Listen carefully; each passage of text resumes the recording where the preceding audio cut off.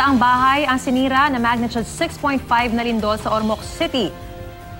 Ang ilang pamilya nagtitiis muna sa mga tent. Mula sa Ormoc City, may ulat on the spot si JP Soriano. JP. June Maris, magandang hapon. Nandito tayo ngayon sa Barangay Cabaonan. Isa ito sa mga pinakagrabeng naapektuhan ng lindol nitong Huwebes ng hapon.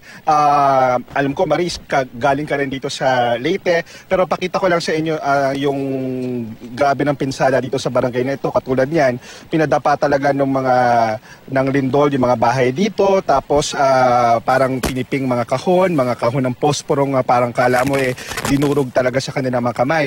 Yung mga residenteng yan, hirap na hirap lalo ngayon kasi malakas yung ulan. Dito sila sa parang tent city na ginawa nila. Sa kabila ng trahedya at saka yung nangyari sa kanila, dama mo rito yung spirit of bayanihan. Nagtutulungan sila para ayusin yung kanilang mga tent na binigay sa kanila. Ang problema dahil maputik, problema talaga paano sila matutulog sa gabi. Ito, tingnan lang din natin yung kung saan sila nakapwesto sa tapat to ng isang simbahan. Grabe yung crack dito, Maris, at June. Makikita mo yung crack ng mga kalsada diyan. Kaya hirap, hindi rin ganun kadali yung access ng mga rescuer. Bagamat nandito naman sila ngayon at tumutulong nga at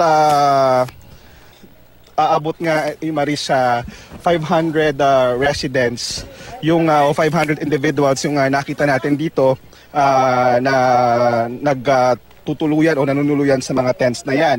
Kaya naman nakapatong lang yung mga tent na dyan sa lupa. Nakita natin kanina mga delata at saging na sabalang yung pinagsasalusuluhan nila. Pero kahit kakaunti lang yung meron sila, they still manage to share it sa kanilang mga kapitbahay na nandito. Narito rin yung mga volunteers mula sa Ormoc at iba pang probinsya. Ayon sa local LGU ng Ormoc, aabot sa 580 na kabahayan ang totally damaged, 12 barangay. Ang mula sa Ormoc ang nasira, katumbas ng 3,000 individuals.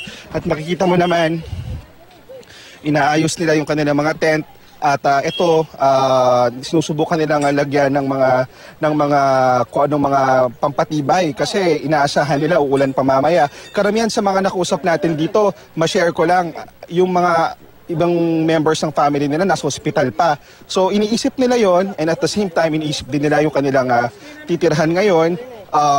Malungkot talaga pero kailangan nilang bumangon at magpakatatag para sa kanilang mga members of the family. Sabi naman ng LGU ng Ormoc, patuloy nilang ina-assess kung paano bibigyan ng permanent housing muli yung mga nandito, pero iniisip din nila yung lugar na i-declare nila na permanent danger zone kasi nga meron ding fault sa Ormoc.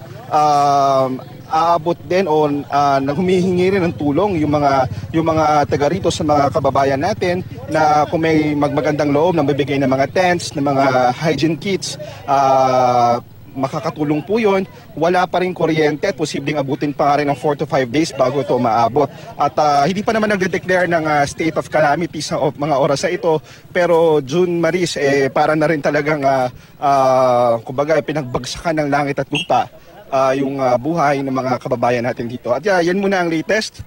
Balik muna sa inyo, June at Paris. Alright, mag-iingat kayo dyan, JP Soriano. Maraming salamat sa iyong ulat.